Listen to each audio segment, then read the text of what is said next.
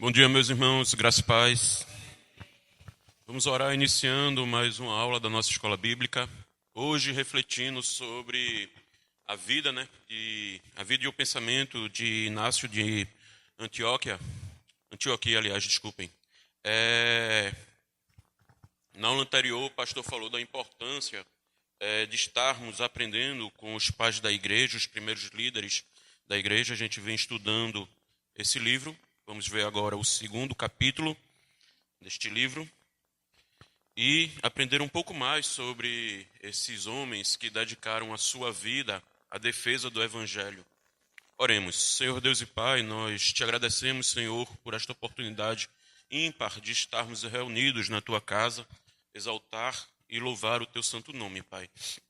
Neste momento eu peço que Teu Espírito Santo possa estar, Senhor Deus, abrindo os nossos entendimentos, nosso coração, Pai, para entender um pouco mais sobre a Tua palavra, sobre a vida destes homens que se dedicaram, Pai, a estudar, a defender o Evangelho de Cristo, Pai, a ponto de até mesmo morrer, Senhor, pela verdade que é o Evangelho de Cristo, Pai.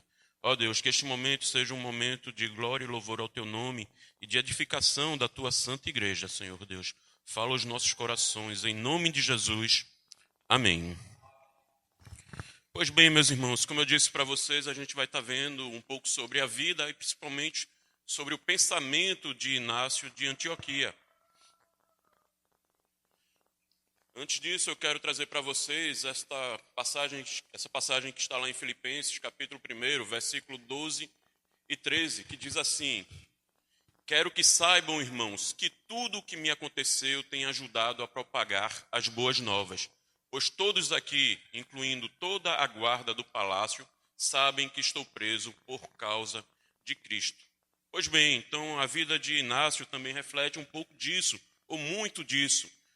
Tudo o que aconteceu com ele, principalmente o seu martírio, que vai ser o principal, o enfoque principal desta aula, a sua morte, por aquilo que ele acreditava, pelo Evangelho de Cristo, vai servir também para propagar o Evangelho de Cristo, as boas novas de Cristo. Então, através de sua morte, através do seu martírio, então, muitas pessoas tiveram convicção da verdade do Evangelho. Então, muito pelo contrário, em vez dos mártires, da morte dos mártires, fazer com que os cristãos abandonassem a fé, pelo contrário, serviu para que cada vez mais ele acreditasse na verdade do Evangelho. Por quê? Porque tantos crentes, tantos cristãos estavam dispostos a morrer por aquela mensagem, o que há de tão verdadeiro a ponto de fazer pessoas com sã consciência, em sã consciência, morrer por aquilo. Deve ter algo de muito importante, algo de muito verdadeiro nessa mensagem, a ponto de tantas pessoas estarem dispostas a morrer por ela. Se fosse uma mentira, ninguém estaria disposto a morrer, mas uma verdade, certamente muitos estariam dispostos a morrer. Então, diferente do que se pensava, a morte dos mártires aproximava as pessoas do Evangelho, impressionava a quantidade de gente que estava disposta a morrer por aquilo.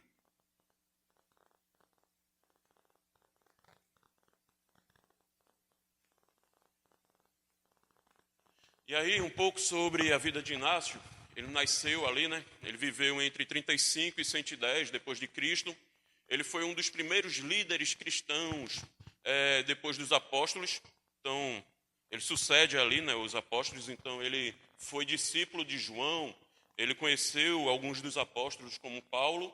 Inclusive, ele vai substituir Pedro como um bispo aqui em Antioquia, Então, ele foi também um dos primeiros a falar sobre a igreja de forma organizada, embora não seja uma teologia sistemática, mas ele começa a organizar ali o pensamento sobre a igreja ali de forma bem organizada. Ele também defendeu a união dos cristãos, então ele vai valorizar muito essa ideia de que os cristãos devem estar unidos em um só pensamento ortodoxo. Valorizou o papel dos bispos, então ele também dava muita importância a que tivesse um líder ensinando a doutrina correta, e que se devia a esses bispos obediência. E, por fim, ele foi martirizado por conta de sua fé. O documento que a gente tem dele, os únicos escritos que temos dele, são as 7 cartas que ele escreveu a 7 igrejas diferentes. Então, Ele escreveu essas 7 cartas enquanto era levado preso para Roma. Nessas 7 cartas temos uma rica fonte para entender o cristianismo na era imediatamente posterior aos apóstolos, ou seja, é uma sucessão, os apóstolos estão morrendo ou morrem ali, e ele é um dos primeiros líderes que estão ali nessa sucessão. Então é uma fonte muito rica para entender ali o começo do cristianismo, o início do cristianismo, que ele está ali, ele viveu no século I e morreu ali no comecinho do século II ali, então muito próximo ao surgimento do cristianismo. E aí a gente vai ver um pouco do que continha nessas cartas, nessas 7 cartas, né? Então eu enumerei aqui uma a uma, para a gente ter a ideia daquilo que ele passava, a mensagem que ele transmitia em cada uma dessas 7 cartas. Então a primeira carta aqui que a gente tem é a carta aos Efésios, né? Ele fala nesta carta sobre a unidade e a importância do amor entre os cristãos. Então ele valorizava muito essa questão da unidade, mas a gente vai ver que essa unidade não era uma unidade às custas da verdade, né? Era uma unidade na verdade do Evangelho. A segunda carta, a carta aos Magnésios. Nesta carta ele defende a obediência aos bispos e ao presbitério, né?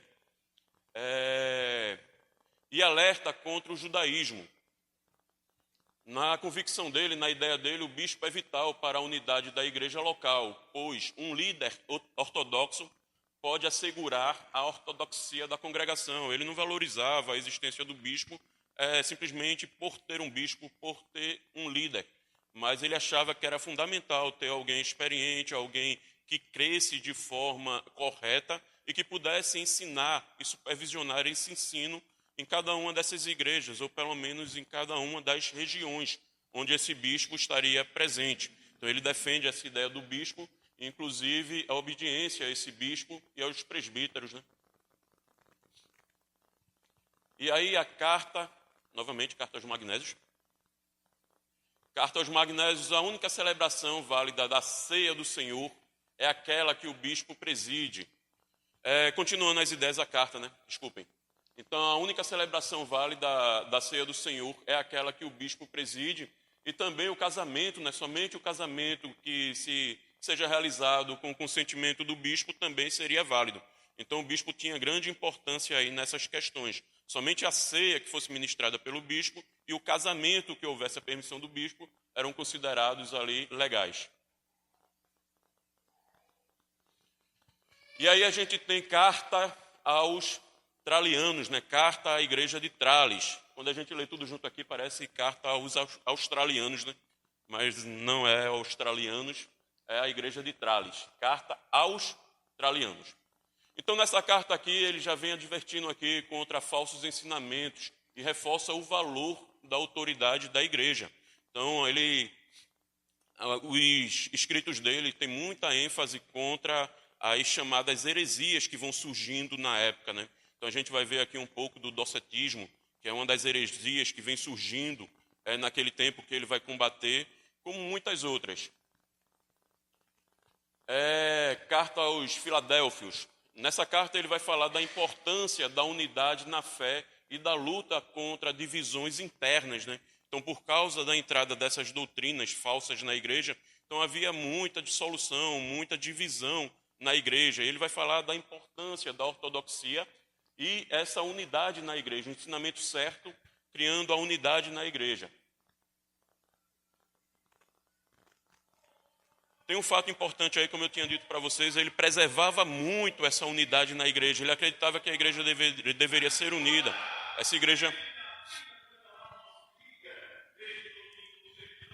Essa igreja deveria ter um só pensamento, mas o pensamento correto. Então aqui, o seu compromisso com a unidade cristã não sobrepujou, não passou por cima, ele não dispensa a paixão pela verdade. Unidade era unidade no evangelho e na fé cristã. Então, a ortodoxia ali estava em primeiro lugar. Então, era melhor ter os irmãos, ainda que poucos, caminhando pelo caminho certo, na ortodoxia, do que ter todos caminhando cegamente para o abismo. Então ele vai procurar a unidade dentro da ortodoxia, dentro do conhecimento correto, dentro da verdade bíblica. Então ele não pensa como muitos pensam hoje em dia: eu não vou falar sobre pecado, porque muitos irmãos vão se incomodar, podem sair. Eu não vou falar sobre a verdade bíblica tal como está na Bíblia. Eu vou falar sobre o evangelho da prosperidade, que atrai muita gente. Não, ele pensava em unidade, mas unidade dentro da verdade. Então é melhor ter aqueles que estão caminhando certinho do que ter uma multidão de cegos caminhando para o abismo. Então era uma unidade, mas uma unidade dentro da verdade do evangelho, ainda que isso custasse a saída de alguns. Ainda falando sobre as cartas, a gente vai aqui para a quinta, que é a carta à igreja de Esmirna, né? Nesta carta, ele vai defender a verdadeira humanidade de Jesus e vai combater o docetismo. Então, como eu falei para vocês, uma das heresias que estavam ali presentes naquele momento era essa aqui, o docetismo, que vem do termo grego dókel, que quer dizer aparência. Então, esses irmãos aqui que estavam defendendo essa heresia, eles acreditavam que Jesus, de fato, não tinha encarnado, ele não tinha nascido. O que é que se tinha? Se tinha um holograma, uma imagem de Jesus, não era real. Então, o nascimento, principalmente a morte e ressurreição de Cristo, não era real. Ele não tinha passado pelos sofrimentos. E como ele não tinha passado pelos sofrimentos, a igreja também não precisava sofrer. Então, eles tinham essa crença aí de que não era real o sofrimento, a morte e a ressurreição de Cristo. Ele vai combater isso aí, inclusive com o seu sacrifício, né, com o seu martírio. É uma forma também de expressar essa necessidade do povo sofrer, já que Cristo sofreu. Então, quem era ele na fila do pão para não sofrer também pelo evangelho de Cristo? Se Cristo sofreu, quem somos nós, meros servos? Somos melhores do que o nosso Senhor? Não somos. Então, ele vai falar. Então, se Cristo não sofreu, a gente vai ver isso um pouco à frente. Se Cristo não sofreu, então eu também estou sofrendo aqui, então isso é uma ilusão? Enfim, é um dos argumentos que ele vai usar. Então, ele vai defender a igreja, né, de sua época contra essa heresia chamada docetismo. E como Jesus só parecia humano, sua morte e ressurreição não teriam acontecido realmente, seria apenas uma aparência, né? E aí ele escreve também uma carta nesse período. Isso tudo ele vai escrever enquanto ele está sendo levado para Roma, enquanto ele está preso, sendo levado por 10 soldados para Roma. Ele vai escrever essa carta também ao bispo Policarpo, né, bispo de Esmirna. E essa aqui é a única carta que é dirigida a um único indivíduo, né? Então ali ele vai dirigir diretamente essa carta para o bispo. Inácio, nessa carta, dá conselhos pessoais sobre como liderar a igreja. Então, ele vai ter ali uma conversa com Policarpo, que havia recentemente sido empossado como bispo de Esmirna, e aí ele vai trocar um pouco de sua experiência com ele. Vai dar alguns conselhos bem pessoais sobre como liderar a igreja. E, por fim, a gente tem a carta que vai ser mais trabalhada nesse capítulo, que vai tratar mais diretamente sobre o seu martírio, sobre sua morte. Então, é a carta que ele escreve aos romanos. Ele vai escrever essa carta para uma igreja que ele não tinha contato pessoal, ele não conhecia pessoalmente. As outras cartas, sim, ele escreve para pessoas que ele conhecia. Mas nessa não, nessa ele está escrevendo para pessoas que ele ainda não tinha contato, que ele não conhecia. Foi em Esmirna, né, quando ele chegou em Esmirna, que ele escreveu essa carta. Essa carta é dirigida para pessoas que ele não tinha ligação pessoal, que ele não conhecia. Não tem saudações a um bispo, né, em Roma. Ele não dirige saudações ao bispo, até porque ele nem conhece. E é a única carta que ele data. Então, as outras cartas não têm datação. Essa ele datou porque ele tinha um propósito. Ele queria informar o povo quando é que ele iria chegar em Roma para ser morto. Então, ele escreve essa carta com intenção e ele queria também que o povo soubesse mais ou menos a data que ele estaria chegando lá. Por isso, é a única carta que ele data. E o que é que tem nessa carta? Qual é o conteúdo dessa carta? O que faz essa carta ser tão importante a ponto da gente estar aqui refletindo sobre ela, a ponto dela estar aqui neste livro? É um pedido que ele faz aos romanos. Botou tudo? É o pedido que ele faz para os cristãos de Roma. O que é que ele queria? Já se havia espalhado a notícia de que ele tinha sido preso por causa do evangelho, preso por causa da sua fé, e ele não queria que a igreja, que os cristãos de Roma interferisse no seu martírio. Ele sabia que chegando lá ele iria ser morto, como muitos outros já haviam sido mortos. E o que é que ele queria? Ele queria que os cristãos que se encontravam em Roma, que tinham influência política e poder, não interferisse no seu martírio, não tomasse as dores dele e fosse lá pedir por ele e livrá-lo do martírio. Isso iria atrapalhar as intenções dele. Ele estava de fato convicto de que ele deveria morrer pelo que ele crê. Então ele pede para que não interfiram no seu martírio. Essa é a intenção da carta dele aos romanos. Até aí tudo bem, gente? Alguma pergunta? Eu estou indo rápido. Está compreensível? Ok? O Marte cristão. A gente vai ver que esse termo Marte, ele vem do grego, ele inicialmente ele não tinha esse teor, ele não tinha essa relação com morte necessariamente. A gente vai ver que inicialmente ele servia como um termo jurídico. Era algo como testemunha, alguém que tinha visto algo ou que era técnico, especialista em algo e que iria testemunhar. Então, o Marte inicialmente tinha esse termo aí, tinha esse valor semântico atribuído à testemunha. No Novo Testamento, ele é aplicado frequentemente a cristãos que dão testemunho de Cristo, muitas vezes perante as cortes da lei. Então, inicialmente, ele tem esse valor aí que não está necessariamente atrelado à morte, tal como a gente conhece hoje, né? Então, quando a gente fala de Marte hoje, a gente pensa logo em alguém que morreu em defesa de alguma causa, não é isso? Nessa ideia que vocês têm hoje em dia, que a gente tem hoje em dia, então está sempre atrelado a alguém. Lá estava atrelado a essa questão do testemunho, de alguém que iria testemunhar. Então os cristãos eram mártires também, porque testemunhavam o evangelho de Cristo. Então eles eram as testemunhas de Cristo. Mas aqui, ó, na Ásia Menor, onde esse encontro do cristianismo e o império, né, romano foi especialmente violento, o termo ganha um novo significado, porque lá os cristãos foram mortos pela defesa, né, pela apologia do evangelho. Então, aqui ele ganha um novo significado. Marte vai ter o significado agora de testemunho da pessoa e da obra de Cristo até o ponto da morte. Então, é testemunhar até morrer. Então, o Marte cristão vai ganhar esse significado justamente porque aqui na Ásia Menor houve muitos desses casos aí, né? Então, muitos mortos no Coliseu, muitos crentes foram queimados, foram servidos às feras e tudo mais. Tudo por causa da sua fé, tudo porque viveram e não negaram o evangelho de Cristo, mesmo com a morte, né, ali iminente, né? Então, eles não negaram. E aí a gente vai ver um pouco sobre a perseguição romana e judaica contra a igreja. É interessante a gente ver isso porque vai servir de base também para o que os outros pais da igreja passaram.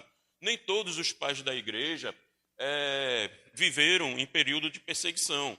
Nem sempre a gente vai ver que o cristianismo era uma religião ilegal para os romanos.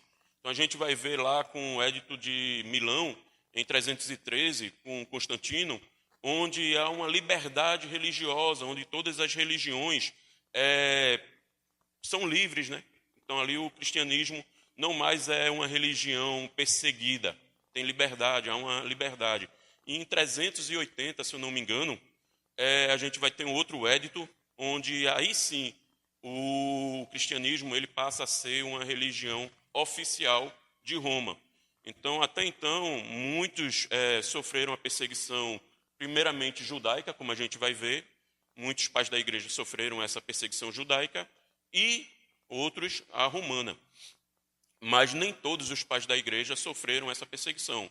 Então, muitos estavam mais envolvidos nas questões simplesmente contra a heresia e não sofreram necessariamente essa morte, essa perseguição. Ok? Então, primeiramente, a perseguição judaica. A gente vai ver, né, que essa violência contra a igreja de Cristo, contra a igreja que está surgindo, a violência inicial não é do Império Romano, mas sim dos próprios judeus. Então, a gente vai ver aqui alguns casos de perseguição. Primeiramente, porque eles negavam, né, eles não acreditavam que o Jesus era o Messias. Eles ainda, até hoje esperam esse Messias, né? Então, os judeus ortodoxos esperam até hoje esse Messias. Então, eles não acreditavam na mensagem que era pregada, aquela igreja primitiva, pregando que o Messias já tinha vindo, que o Messias tinha chegado, tinha sido morto e ressuscitou, tinha sido humilhado. Não, eles acreditavam que ia vir um Messias guerreiro, que ia desembanhar a espada e iria libertar o povo do jugo romano. Então, eles não acreditaram no Jesus, eles não acreditaram no servo sofredor, né? Então, por não acreditarem, eles achavam que os cristãos estavam ensinando heresia. Então, eles vão combater essa heresia, inclusive o apóstolo Paulo, né? Certo de que estava servindo a Deus, certo de que estava fazendo a coisa certa, ele começa a perseguir o povo de Deus, os cristãos, até que ele é convertido, né? Então a gente vai ver aqui alguns fatos aqui, algumas passagens bíblicas aqui que mostram essa perseguição. Então a gente vai ver aqui em Atos 4, do 1 ao 22, quando os judeus eles prendem Pedro e João e ameaçam com punição, né? Perguntam o que é que ele está pregando e diz, olha, se vocês continuarem pregando, vocês vão ser açoitados e vão ser presos. E qual é a resposta de Pedro e João? Vocês lembram? Alguém lembra? É melhor agradar a Deus que aos homens. Se tiver que ser preso, se tiver que apanhar, eu irei apanhar. É melhor agradar a Deus que aos homens. E aí a gente vai ver que logo em seguida aqui, no capítulo 5, eles de fato são presos, são açoitados e depois eles são, milagrosamente, né, são libertos, né. A gente vê também aqui em Atos 7 a morte de Estevão, o primeiro mártir cristão. Saulo, né? Saulo ou Paulo, né? Vocês sabem por que Saulo ou Paulo, né? Vocês sabem a distinção? É o mesmo nome, a mesma pessoa, só que um é em hebraico, o outro é o nome romano dele, né? O nome hebraico, Saulo, e o nome romano, Paulo. Então, ele é um dos principais perseguidores da igreja e ele era um judeu. Embora tivesse cidadania romana, ele era judeu, né? E aí ele, crente de que está servindo a Deus, ele vai agora perseguir a igreja. Até que ele tem um encontro com Cristo e de principal perseguidor da igreja, ele se torna um pregador do Evangelho, um dos principais pregadores do Evangelho. E a gente tem tantos escritos aí em nossa Bíblia de Paulo. Então, aquele que era um lobo, né, um caçador, que caçava a igreja, ele acaba se transformando em uma ovelha, né, por amor a Cristo.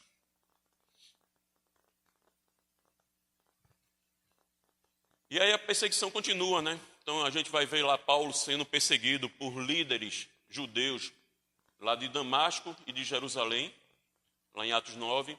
A gente vai ver também Herodes, né, que era meio judeu, né? Então matou o apóstolo Tiago e prendeu Pedro com a mesma intenção de matá-lo, né?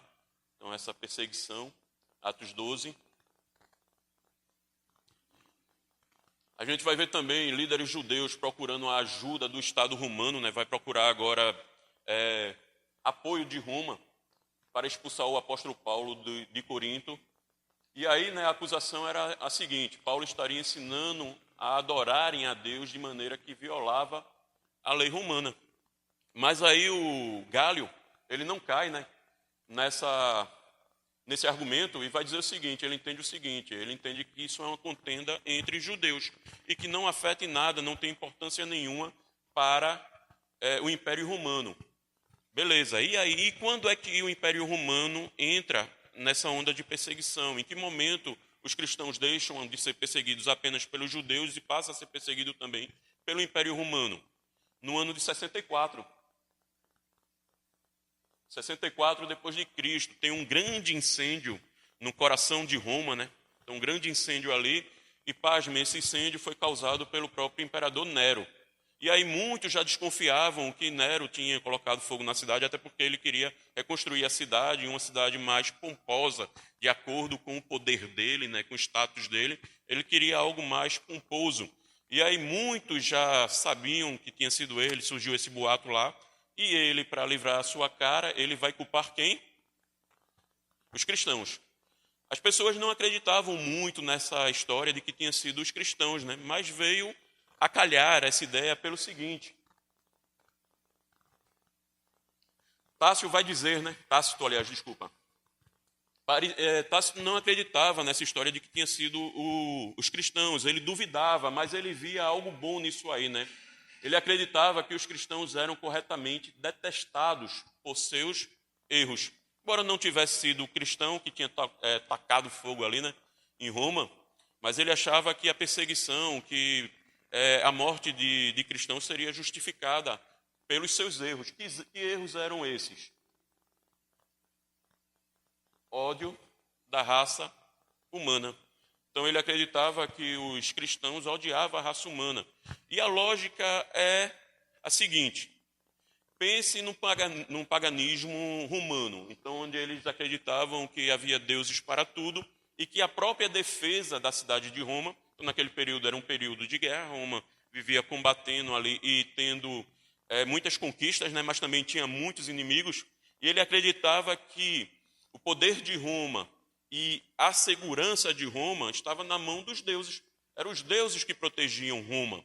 E aí a gente tem um grupo de pessoas que estão dentro desse império e que não adoram a esses deuses. Logo, essas pessoas nem amam o imperador, que deveria ser adorado, então eles eram considerados ateus por causa disso, nem amam o imperador, nem amam os romanos. Então eles tinham ódio à humanidade. A ideia é mais ou menos essa. Então, por que eles não adoravam os deuses? Eles faziam com que a cidade ficasse mais fragilizada, porque os deuses que protegiam. Eles não amavam os habitantes do império, né? E eram vistos como anti-romanos e, consequentemente, um perigo para o Império Romano. Então, por isso que os cristãos começam a ser perseguidos por Roma, por causa de sua fé, por causa da adoração ao único e verdadeiro Deus. Então, eles não se dobram à adoração ao imperador, muito menos aos deuses romanos. Isso vai fazer com que eles sejam perseguidos pelo Império Romano agora. Até aí tudo bem, gente? Vocês acham que era fácil ser cristão naquele tempo? Se você acha que é difícil ser cristão hoje, imagina naquele tempo, né? Hoje o máximo que a gente corre o risco é de ser cancelado na internet, né? Então as pessoas, o que vão pensar de mim, o que é que vão achar de mim. Lá você ser cristão custava a morte. Diferente de quando o cristianismo se tornou a religião oficial. Quando o cristianismo se torna a religião oficial, em 380, século IV, né? Então a gente vai ver que se torna até uma questão de status ser cristão. Então não se torna algo até bom, né? Você agora tem favores do império, inclusive. Mas até então o cristianismo era perseguido, tanto pelos judeus e agora pelos romanos. Então ser cristão não era algo fácil, não era questão de status, mas era questão de convicção, questão de fé, questão de crer. Era questão de negar a sua vida agora, sabendo que tinha algo muito maior em jogo, era a sua salvação. Então não é esse materialismo que a gente vê hoje. Hoje muitas vezes a gente está mais preocupado, muitos estão mais preocupados com viver hoje, com ter, do que com o ser. Lá não, eles eram cristãos realmente porque eles criam, porque custava muito ser cristão, custava desapropriação, então eles podiam perder suas casas, eles podiam perder seu emprego, eles podiam perder seus amigos, sua família. O judeu que se tornava cristão, acabou-se, né, a vida para ele. Então, custava muito ser cristão. Então, aqueles que eram cristãos de fato, eram porque tinham convicção da sua fé. E a gente vai ver que Inácio tinha tanta convicção, ele vivia tanto para Deus, que ele foi capaz até mesmo de morrer para Deus. Hoje a gente não consegue nem mesmo viver para Deus, não é verdade? Hoje a gente está aí em meio a tantas coisas que não sobra aquele tempo para a gente orar, não sobra aquele tempo para a gente ler a Bíblia, faltamos à igreja por qualquer motivo. Lá não, eram perseguidos, se encontravam em tumbas subterrâneas para poder adorar a Deus, como acontece também em outros países onde há perseguição. Os cristãos estão lá se reunindo, escondidos, correndo o risco de serem mortos, inclusive estão sendo mortos. Há cristãos sendo mortos hoje em dia. A perseguição ainda continua, não no Brasil. No Brasil o tipo de perseguição é outra, você não corre o risco de morrer.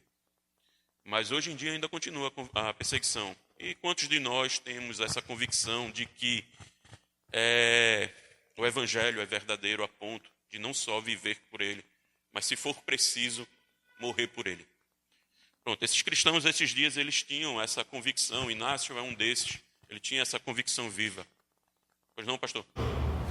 Duas observações. Uma aqui, os cristãos acabaram sendo reconhecidos como ateus, lá no Império Romano, porque eles não adoravam o Deus visível. Então, na mentalidade dos pagãos politeístas da época, para se adorar a Deus, você tem que adorar uma figura visível.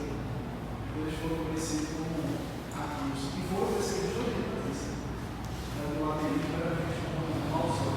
E uma outra questão é, eu me lembro que quando eu fiz discipulado, muitos anos atrás, uma das questões que mais vinha a mim para fazer na classe de catecumenos é porque eu criei Jesus e não sou batizado logo imediatamente, como eram os cristãos lá no início da igreja. As pessoas ouviram a mensagem e creem eram batizados de imediato. E uma das razões, mas uma das razões é justamente porque, para você ser um cristão realmente naquela época, você deveria ter uma forte convicção de confiança em Cristo, porque ele estava praticamente levando sua vida à morte. E hoje em dia, não. Hoje em dia as pessoas querem fazer profissão a Cristo, mas começar a ser uma profissão verdadeira. Então, esse período de discipulado não é só um momento de instrução e conhecimento da palavra de Deus, mas para que essa pessoa realmente crie realmente uma convicção sobre aquilo que ela quer, se é apenas, pode dizer, de forma de bairro, e acaba, com o passar do tempo, a pessoa desiste. Então, há essa diferença. Naquela época, realmente, você professava o cristianismo, custava muito. Então, parecia que professar ser cristão parecia ser necessariamente uma pessoa verdadeira. Claro que nem sempre, mas sim, parecia que estava junto, porque aquilo ali custava sua vida. Tudo que as pessoas fazem, e nunca mais ia aprender. Então, esse tempo que a gente tem hoje, que na época não existia, é para maturar essa ideia, a convicção pessoal da pessoa da nossa Cristo. Sim, muito boas colocações. O tempo mudou, né? Não há mais essa perseguição, não há essa iminência da morte ali. Então, realmente, a gente precisa dessa maturação. Então, a convicção ela é provada de outra forma hoje em dia, né? Tem outra coisa também que fez com que os cristãos fossem perseguidos. Eles foram acusados também de canibalismo, né? Por causa da ceia. Então, eles também eram acusados de canibalismo. Então, eles comiam carne, bebiam sangue. Então, eles não entendiam. Tem relacionamento sexual com pessoas da própria família que eles eram chamados de irmãos, né? Isso, Você era verdade. casado com a irmã. Se não tinha mais muito Cristo, né? Verdade. Outra acusação, eu vou falar aqui o que o pastor falou por causa do áudio. Eu não sei se está saindo a voz dele na gravação. Mas ele fala também da questão de relação entre irmãos, né? Então, os cristãos se chamavam de irmãos e aí eles se uniam, se casavam com os irmãos. Então, eles não entendiam essa questão de ser irmão em Cristo, ser irmão na fé. Eles entendiam como se fosse consanguíneo, né? Irmão de nascimento. Então, tudo isso aí favoreceu ou justificou essa perseguição. Então, a gente passa para mais um ponto aqui do livro, onde vai falar um pouco dessa viagem, né, de Inácio a Roma. O simples fato dele estar sendo levado a Roma já aponta que ele era possivelmente romano, porque só os romanos tinham direito a esse julgamento lá com o imperador lá em Roma. Mas também ele vai falar que sente que chegando em Roma vai ser martirizado por meio de feras, vai ser jogado lá talvez no Coliseu, enfim, uma morte bem, bem violenta, né? Então isso também indica, segundo alguns historiadores, inclusive o livro vai tratar disso, indica que ele fosse romano, porém ele não ocupasse uma classe muito privilegiada. Por quê? Porque a morte para aqueles que eram de uma classe privilegiada era diferente, então era uma morte mais rápida, menos vergonhosa. Então era uma morte melhor, se a gente pode chamar assim, né? Então você, em vez de ser servido para as feras no Coliseu, você só tinha sua cabeça arrancada. Então, ou ia beber veneno, né? Ia se suicidar. Então era uma morte menos trágica, então menos vergonhosa. Já no segundo século, né, já se acredita que o próprio cidadão romano poderia ter uma morte vergonhosa como essa, que até então era só para quem não era romano. Ok? Então, essa viagem aí inicia-se com a prisão dele entre os anos de 107, a gente não sabe exatamente, a 110 ali, né? Ele vai ser preso nesse período na cidade de Antioquia, onde ele era bispo, né? Ele foi levado sob a custódia de 10 soldados romanos, e ele vai chamar esses soldados carinhosamente, ele vai comparar a leopardos selvagens, né? Para vocês verem como o tratamento era amigável, né? Então ele vai comparar esses soldados a leopardos selvagens. Ele esperava que no fim da viagem, né, ele fosse martirizado, ele encontrasse lá fogo, cruz e feras, que era a forma como os cristãos eram mortos naquela época, né? Isso ou seja, ou melhor dizendo, algumas das formas, né? Tinha muitas, o povo era muito criativo naquela época, eles sabiam como fazer as pessoas sofrerem, né? Então existiam outras formas também. E aí, chegando em Esmirna, tem alguns aspectos bem curiosos aí nessa passagem aí, nessa viagem dele, que eu achei muito interessante, que me chamou muita atenção, era como a igreja era unida, no sentido de servir aos outros, de estar junto. Então imagine Policarpo nesse período aí tão crítico, tão complicado, ele recebe a visita lá em Esmirna de Policarpo, que era o bispo de Esmirna. Então, Policarpo vai lá conversar com ele, ver se há alguma necessidade, assim como também Paulo, a gente vê nos relatos de Paulo, que Paulo teve assistência da igreja da época. Então, a gente vai ver Policarpo também indo lá, querendo saber se ele tem alguma necessidade, se ele quer alguma coisa, se ele precisa de alguma coisa. E mais ainda, não só Policarpo, mas a gente vai ver representantes de outras 3 igrejas com as quais o Inácio mantinha contato. Então, a gente vai ver também a igreja de Magnésia, a igreja de Trales e a igreja de Éfeso. Então, todas essas igrejas mandam representantes lá para se encontrar com Inácio. Então, prestam assistência, então tinha uma unidade.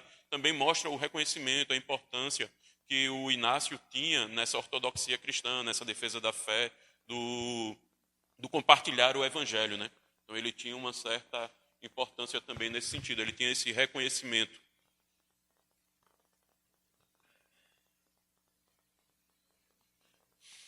E aí a gente vai ver a questão do livro que intitula como uma viagem espiritual, que é como ele percebia essa viagem para Roma, né? Ele via mais que uma viagem para a morte, mas ele via ali uma viagem espiritual. Ele sabia que aquilo ali era a oportunidade dele deixar esse corpo e se encontrar com Cristo, né? Então era uma viagem espiritual para ele. E aí ele escreve, agora a gente entra diretamente na carta aos Romanos, que é mais diretamente ligada à questão da morte dele, o martírio dele. E ele já começa escrevendo para esses irmãos, mostrando que ele tinha um grande temor, um grande medo.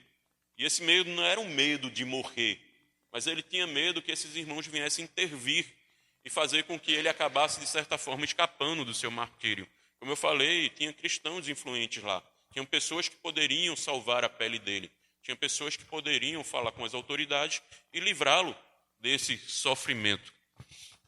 Aí ele vai dizer o seguinte, ó, o que mais me enche de temor, escrevendo para os crentes, né, é o próprio sentimento bondoso de vocês para comigo. Então ele tinha lá o sentimento bondoso dos irmãos, poderiam pensar, eita, Inácio vai acabar sendo morto, mais um morto. E aí esse sentimento bondoso poderiam levar a essa intervenção. Aí ele vai e exorta, né, esses cristãos romanos, mantenham os lábios fechados, não falem nada, não intervenham, não lutem por mim. Se eles fizessem isso, então capacitaria Inácio a se tornar uma mensagem de Deus. Então, mais que uma morte, Inácio acreditava que a sua morte seria uma mensagem de Deus. Assim como Paulo, a morte de Paulo, os acontecimentos de Paulo ajudou na propagação do evangelho, como a gente leu no primeiro versículo lá em Filipenses, a ponto de toda a guarda pretoriana saber, e toda a igreja, né, saber que ele estava preso por causa das verdades do evangelho. Então, Inácio também tinha essa convicção de que sua morte iria ser também uma mensagem de Deus, iria ajudar na propagação do evangelho, na convicção de que os crentes tinham de que o evangelho era verdadeiro. Não era apenas uma morte, mas era uma mensagem de Deus à igreja. Então ele acreditava que não era apenas seu martírio, sua morte, era mais ainda.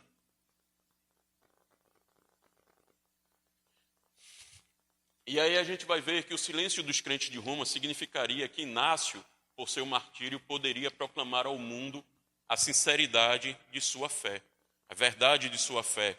Proclamar que aquele homem não estava disposto apenas a viver por Cristo, o que pode parecer ser muito fácil, mas não é. Já é muito viver por Cristo.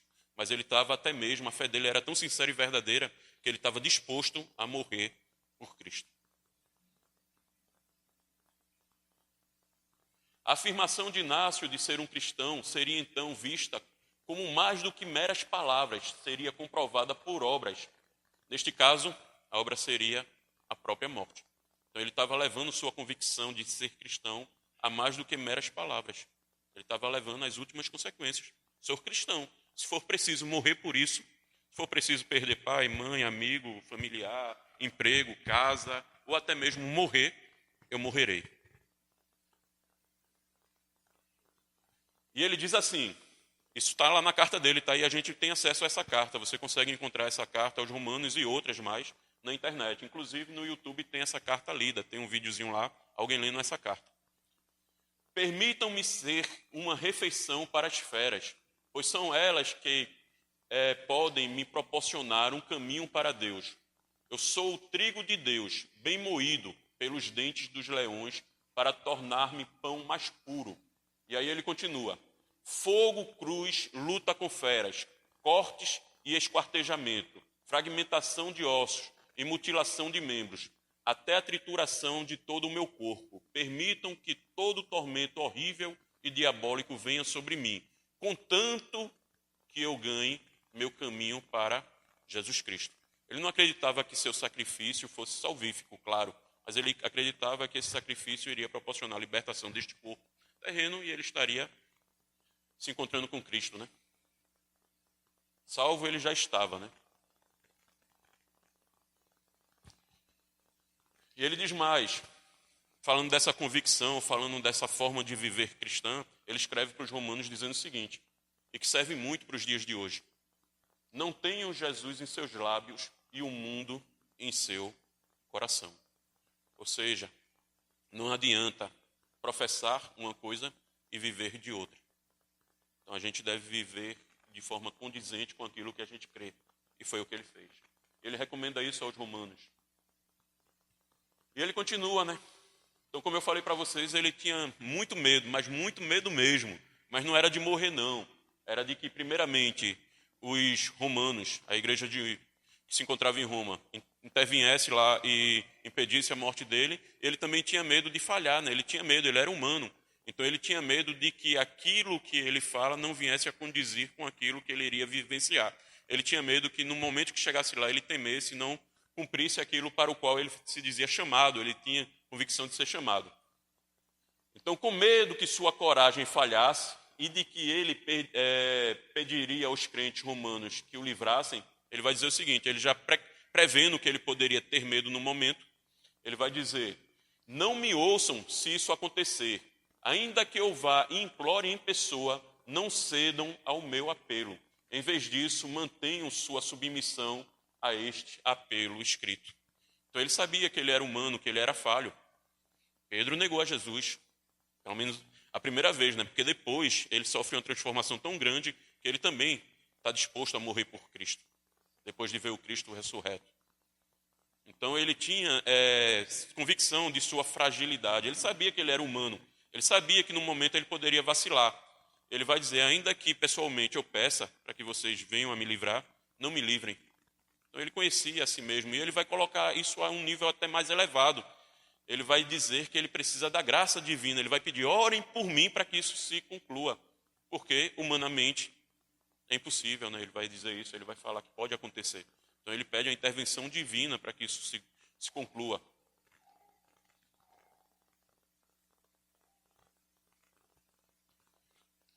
Ele diz mais, a única coisa que lhes peço em meu favor, ele rogou, é que fosse interior e fosse exterior, suficientes me sejam dadas para eu ser tão resoluto em vontade como em palavra. E por fim ele vai dizer, intercedam por mim, para que o meu desejo se cumpra. Então ele pedia a oração da igreja para que ele pudesse, de fato, concluir, né, o seu chamado, a sua vida. e não se desviasse dele. E aí vem aquela questão, por que será que ele estava disposto a morrer? Então, como eu falei, por uma mentira, ninguém está disposto a morrer, mas por uma verdade, será que alguém estaria disposto a morrer? Por que ele estaria disposto a morrer? Primeiramente, Inácio estava certo de que seu martírio agradaria a Deus, né? Então, ele tinha convicção que era o próprio Deus que estava caminhando, levando ele para isso. Ele entendia seu martírio como uma imitação da morte de Cristo. Permitam-me imitar a paixão de meu Deus. E aqui o autor vai chamar a nossa atenção para uma questão interessante, para a cristologia de Inácio. Então, a paixão de Deus, ele chama Jesus, Cristo, de Deus. Então, ele já entendia ali, início do século II, que Cristo era Deus. Então, ele vai trazendo ali o mesmo pensamento dos apóstolos, né? Então, ele não tinha dúvida de que Cristo era Deus. Ele não duvidava da divindade de Cristo. E aí o autor vai dizer o seguinte, ao referir-se a Cristo como Deus, Inácio esperava que os cristãos de Roma fossem familiarizados com uma cristologia elevada e se sentissem à vontade com ele. É interessante também que a gente vê ali o primeiro século, então, muito forte essa convicção de que Jesus era Deus. Então, não é algo que não fosse familiar, né, ao primeiro século. Não é o que vai surgir depois. Inácio atribui a uma única e mesma pessoa, no caso Jesus Cristo, características divinas e humanas. Por exemplo, Jesus é descrito como Deus, mas também se diz que ele sofreu. Ou seja, ele é Deus, mas ele também sofre como humano. Porque Deus não sofre, né? Há apenas um único médico, e aqui palavras de Policarpo nessa carta. Há apenas um único médico, própria carne, mas espírito também, ou seja, carne e espírito. Não criado e apesar disso nascido. Não criado como Deus e apesar disso nascido como um homem. Deus e homem unidos em um só. E ele continua. De fato, a própria vida na morte, o fruto de Deus e o filho de Maria, ao mesmo tempo impassível e ferido, por dor e sofrimento neste mundo. Jesus Cristo, que conhecemos como nosso Senhor. Então lembra que ele vai combater heresias? O docetismo, que acreditava que Jesus não tinha encarnado, que ele era só um holograma, que era só uma aparência e que ele não tinha sofrido. Então os escritos dele vai apontar muito para essa questão, inclusive, do próprio sofrimento de Cristo, que Cristo passou por isso tudo. E ele também acreditava que o martírio seria como uma imitação de todo o sofrimento de Cristo, por tudo que Cristo passou, claro que sem o valor salvífico, e também como uma renúncia. O martírio era também, para Inácio, a expressão e a culminação da renúncia do mundo. Como ele disse, vejam que interessante que ele disse, falando sobre essa renúncia. Agora, ele fala algo que parece estar muito distante da realidade de muitos crentes hoje em dia. Então, temos aí a teologia da prosperidade, onde vai pregar aí que você tem que ser próspero, tem que receber muitas bênçãos, que tem que ser rico e tudo mais, e as pessoas acabam entrando na igreja não buscando o verdadeiro motivo, né, de se servir a Cristo, que é a salvação eterna, é ter comunhão com Cristo, é ser feito filho de Deus, né, e ter esse relacionamento com Deus novamente restabelecido, né? Então, como era no Éden inicialmente, né? E aí muitos vão atrás de bens materiais, de busca. A sua ganância leva à busca desses bens, né? E aí ele vai dizer o seguinte, ó, todos os confins da terra, todos os reinos do mundo não têm qualquer proveito para mim. No que diz respeito a mim, morrer em Jesus Cristo é melhor do que ser um monarca das mais amplas fronteiras da terra. Ele preferia morrer em Cristo do que ser exaltado como um rei e ter muitos bens, ter súditos e tudo mais em qualquer lugar do mundo. Um pensamento parecido com isso, um pouco mais recente, que eu lembro, que eu não sei exatamente como ele diz, mas eu vou parafrasear, é o caso do pastor Billy Graham, né, quando cogitaram ele ser presidente, não foi? Ele disse que não poderia se rebaixar tanto, né, ele sendo pastor. Ele diz, eu sou pastor, não devo me rebaixar tanto. Então ele acreditava que ser pastor, servir a Cristo, era muito maior, muito melhor, muito gratificante, muito mais excelso do que ser até mesmo presidente. Não que ele estivesse desmerecendo o valor de ser presidente dos Estados Unidos, a maior potência do mundo, mas ele fala que são coisas incomparáveis. Muito maior valor há em servir e a morrer por Cristo do que qualquer outra coisa. Ele tinha essa convicção, ele tinha essa consciência. E a gente... Vamos lá no manual? Dá um toque aí para passar, por favor. Tecnologia me deixou na mão. Os desejos terrenos foram crucificados. Então, mais uma vez, ele fala, né, dessa questão do negar a si mesmo, do pegar sua cruz e seguir a Cristo. Então, renunciar seu ego, renunciar os seus desejos e tudo mais, era muito latente nele, né? Como eu disse, ele viveu por Cristo, né? Então, ele sabia viver por Cristo. E, consequentemente, ele saberia morrer por Cristo. Então, hoje a gente não sabe nem mesmo viver por Cristo, né? Então, os desejos terrenos foram crucificados em mim, e não resta qualquer chama de desejo por coisas mundanas, mas apenas um murmúrio pela água viva que sussurra dentro de mim. Vem ao Pai. Então, o chamado dele aqui seria esse, né?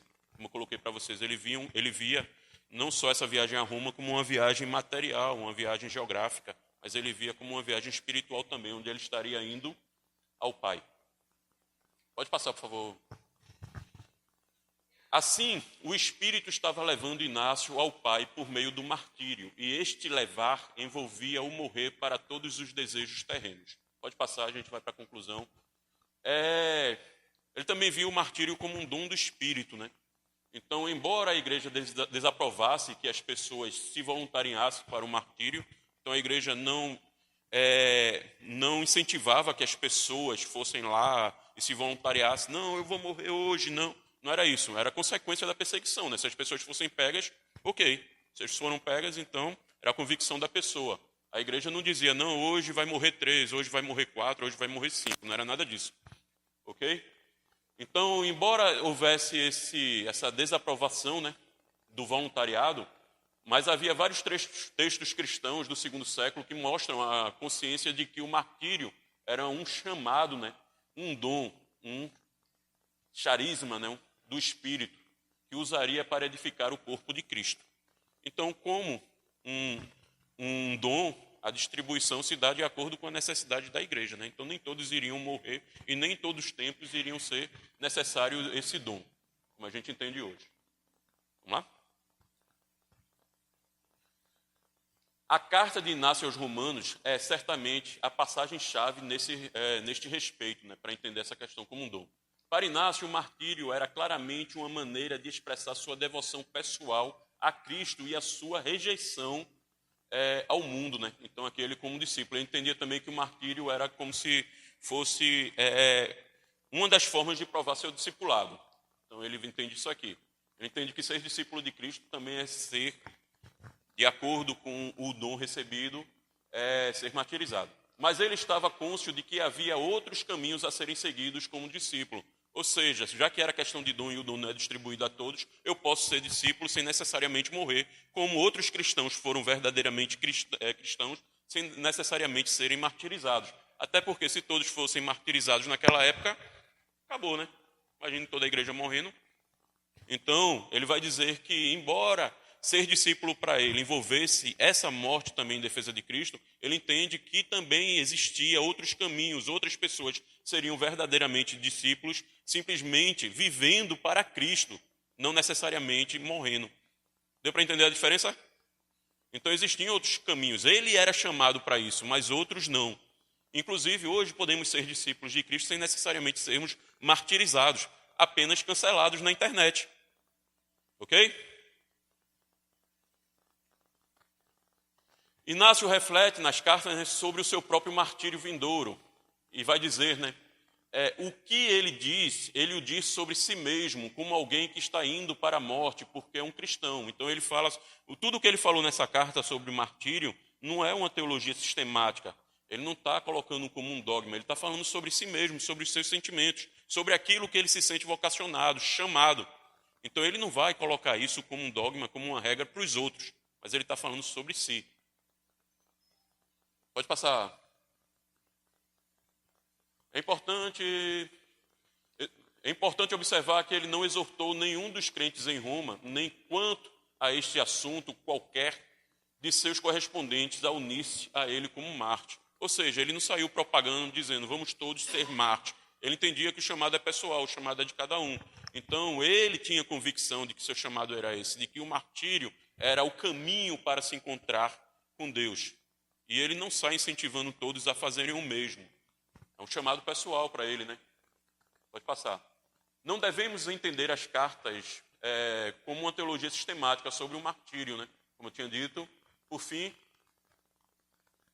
obviamente, Inácio não via o martírio como sendo essencial ao discípulo. Ele não via como algo que fosse essencial, sem o qual a gente não poderia ser discípulo. Mas ele via que alguns discípulos poderiam ter sido chamados para isso, de acordo com a necessidade da época, como Paulo foi, para que o evangelho pudesse ser propagado, inclusive, para os pretorianos. Entendeu a diferença? Então, gente, eu posso ser um discípulo e ser verdadeiramente discípulo, viver verdadeiramente para Cristo, sem necessariamente o governo chegar na minha casa e dizer, você vai morrer hoje. Ok?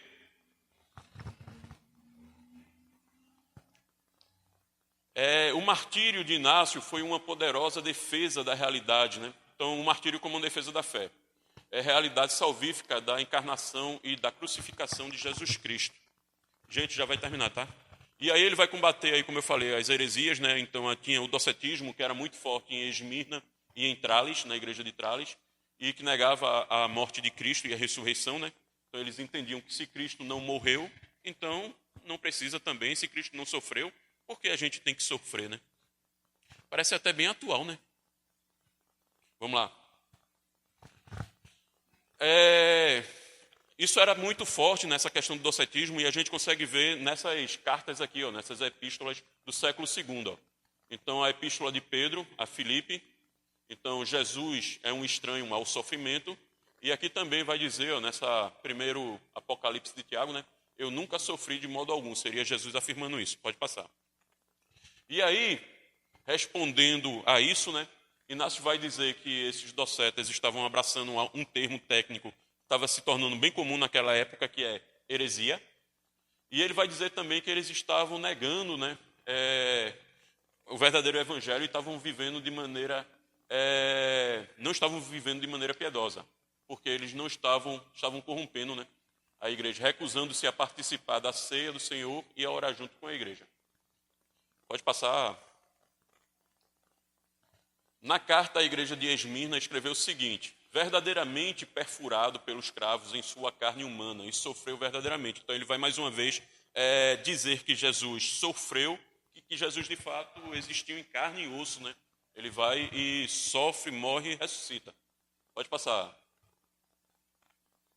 Era, portanto, necessário confessar, em oposição aos hereges, que a paixão de Cristo não foi uma ilusão irreal. E aí ele vai dizer, né?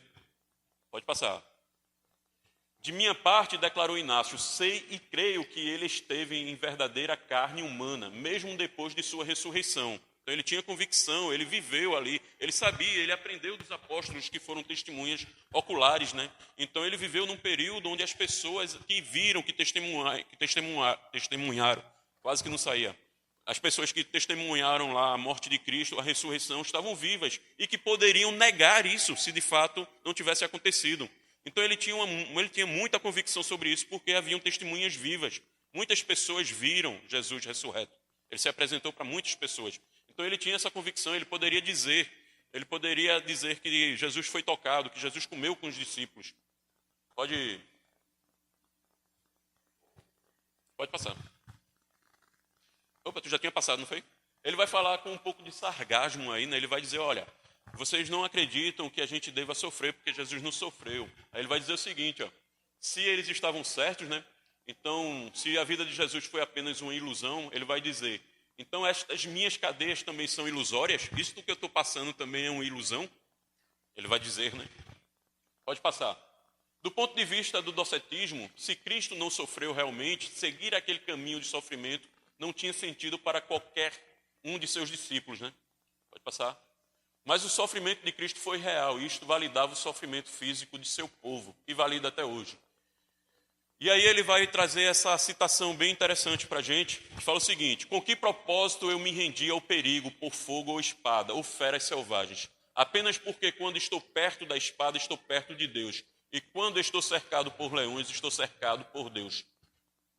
Mas é somente no nome de Jesus Cristo e por causa de compartilhar seus sofrimentos, mais uma vez ele mostra que Cristo sofreu, que eu posso enfrentar tudo isso, pois ele, o homem perfeito, me dá forças para fazer isso. Então ele também coloca as forças dele como vindo do próprio Cristo, então ele não confia na própria carne, né? A confissão era tão importante, tão central à ortodoxia cristã, que era digna de alguém morrer por ela. O evangelho era tão verdadeiro, tão genuíno, tão impactante, tão transformador, que era digno de que Inácio pudesse morrer por ele. E aí a conclusão. Eu disse que ia terminar, né, gente? Ainda aguentam uma conclusão? Só mais 3 slidezinho. Vamos lá, vocês esperaram até agora, né? Um estudo cuidadoso, e aí essa conclusão vem do texto, vai dizer que um estudo cuidadoso do pensamento de Inácio sobre a sua própria morte revela um homem que sabia corretamente que o crer cristão exige um envolvimento fervoroso de toda a pessoa, até o ponto de morte física. Então, é todo o meu ser, tudo o que tenho, tudo o que sou para Cristo. É renunciar a mim mesmo, pegar a minha cruz e seguir. Sabendo que o evangelho, o discipulado, ele tem um alto custo. A gente acredita muito numa graça barata.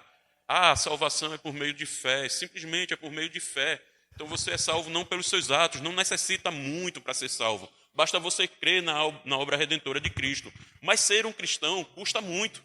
A graça não é barata, foi pago um alto preço, um preço muito grande que foi pago por Cristo. E o discipulado, ele custa caro, é renúncia. O cristianismo é contra a cultura, é um negar a si mesmo, é pegar a sua cruz e seguir a Cristo. Isso é muito caro. Tanto é que Jesus fala que as pessoas devem pensar antes de tomar essa decisão, inclusive, né? Não pode agir como aquele que, antes de construir sua casa, não lançou ali o fundamento, né? Tem que ter lançado, tal. Ele tem que contar ali a capacidade de construir, se ele vai poder realmente construir. Então, tudo isso aí é posto para se pensar, né? Ele vai dizer que realmente o seguir a Cristo é caro. E outra coisa interessante aí na conclusão é que não tenham Jesus em seus lábios e o mundo em seu coração. Tiago já falava algo parecido, ele dizia que a amizade com o mundo é o quê? Inimizade contra Deus. E hoje a gente vai, e muito facilmente a gente abre mão dos nossos valores, a gente tenta, em prol do politicamente correto, em prol de tantas coisas, a gente acaba abrindo mão de nossas convicções, negando os nossos valores, com medo de um simples cancelamento, com medo do que irão pensar de nós. E aí, chamando a atenção também para a questão do valor do Evangelho, para o valor de servir a Cristo, para o valor de nossa salvação eterna, eu quero trazer novamente essa passagem aí de Inácio, quando ele vai dizer que nenhuma riqueza, nem todo o império, nem ser rei, ter súditos, ter tudo aquilo que o mundo possa oferecer, vale, compensa, é comparável ao servir a Cristo e até mesmo ao morrer por Cristo. Então, gente, vivemos num tempo diferente, onde, claro, nenhum de nós precisamos morrer por causa do Evangelho, mas sim, precisamos viver pelo Evangelho. E como eu disse, não é fácil viver pelo Evangelho. Exige renúncia, exige abandonar ego, abandonar o eu, exige humilhar-se. O discipulado exige muito. E que a gente possa aprender como Inácio e muitos outros pais da igreja que vão ser apresentados aqui, a viver esse verdadeiro Evangelho. Amém, irmãos? Pastor Elton, o senhor pode orar encerrando? Deus quer nos louvar, mas esse estudo podemos receber a tua forma na vida do Senhor. Ao reverenciamento da coragem, Senhor, para manter a sua fé diante da perseguição, manter a sua crença diante das heresias. Possamos aprender, Senhor,